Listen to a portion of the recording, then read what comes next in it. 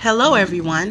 This is the Crimson Cure, welcoming you to the Crimson Tower, a place where we keep a feminine foot on the neck of the gynocracy, feminism, and black male misandry. So go ahead, pull up a chair, stay a while, and listen.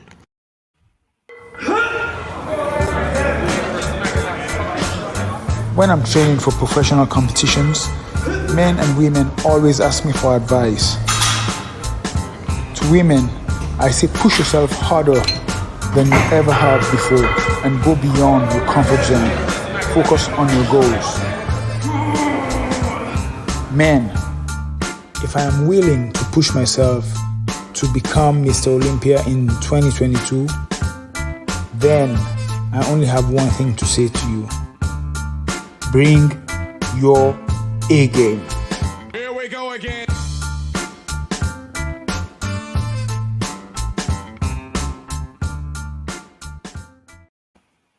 Hey there, my Crimsonites, and welcome to the Crimson Cure channel. I am, of course, your host, the Crimson Cure. And as usual, we're just going to jump right into the topic. So, recently, Kid Cudi, I think that's how you pronounce it, because I was totally going to pronounce it a different way till I heard somebody else say it, and I was like, oh, I was going to be wrong. But anyway, Kid Cudi performed on Saturday Night Live wearing a dress. Now, supposedly that dress was in tribute to Kurt Cobain, who also wore that dress at one point in his career. And I guess Kid Cudi actually admires or is a fan of Nirvana and Kurt Cobain, and so therefore did a tribute to him. Now, that's its own thing. The degradation of Black masculinity in public. Once again, to have a Black man who everybody assumed was heterosexual to come out in a dress and wear one proudly and not as a part of anything in particular, just wearing a dress. And I'm not going to share the screen because I'm going to protect the name of the individual, but I'm going to read a post that was made on Facebook in conjunction with what he wore. And it's kind of it's not really long.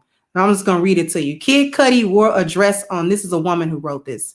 Kid Cudi wore a dress on SNL last night, and apparently the sky is falling or Black masculinity is being threatened. Same difference. Look, if your masculinity is so fragile that a man in a dress is a threat to it, the man in the dress isn't the real threat. Get to the root of the problem, the fragility of your masculinity.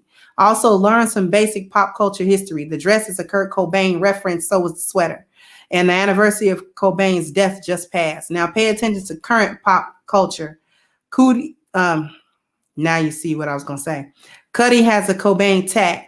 The dress is not a conspiracy to bring down the Black man or Black family, just an artist paying homage to a great artist that inspired him in huge swaths of a couple of generations. Geez, and if you really gave a F about Black men as much as maintaining some narrow, suffocating image of Black men, you'd be concerned why a man who's openly battled depression and suicide is so closely identifying with an artist that's known for his music as his suicide at 27. That's the part we should all be concerned about. Is this man okay? Not because of the dress, but because of the Cobain. Someone who actually gives a F needs to wellness check on Cudi. Better safe than sorry. Also, the dress is hideous. I don't care that it's off white. A man wore it or how many Virgils it costs. I don't know what she means about Virgils, but whatever. And that post is a long thread that I'm not going to get into. The only reason I bring it up is because women don't define masculinity. There were a lot of women in that post that was saying that it was okay. It was nothing wrong with it. That it's not a judgment on a man's masculinity if he wants to wear a dress, if he's comfortable with it, and blah, blah, blah, blah, blah. And so the deal is, these are the same women that will beg Black men to be protectors and providers and to listen, sis, let me tell you something. If he's in enough feminine energy to wear a dress, he's not in enough masculine energy to protect you from anything. Okay, if it get real in these streets, he running and ducking for cover just like you are. Matter of fact, he might push you out the way so he can get under the duck and cover. Do you understand? Okay, a man that is in enough feminine energy to don women's clothing openly and, or whatever, listen, he's too feminine to be the masculine that you think he should be. And this is what I mean by defining masculinity. Just because you sit and say that it's okay for a man to wear a dress, the men say it's not okay for them to wear dresses and be considered masculine. So the men actually define what masculinity is. That's not our job as women. That's not what we do.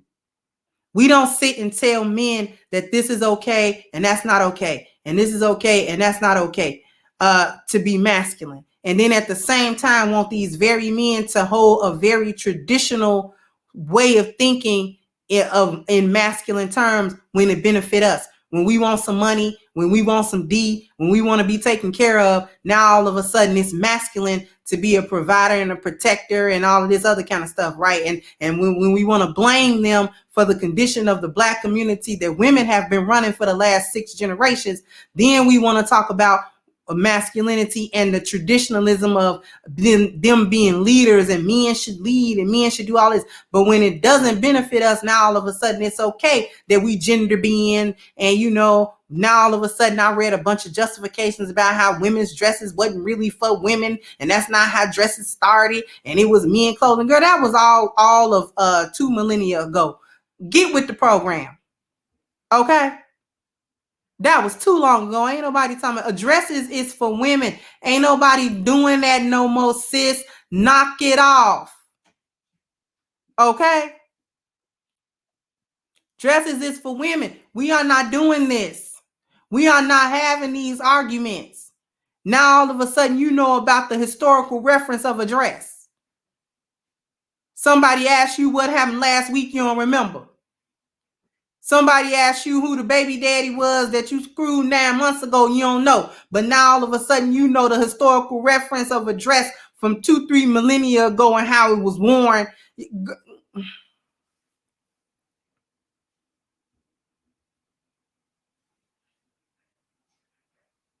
I'm getting about tired of y'all.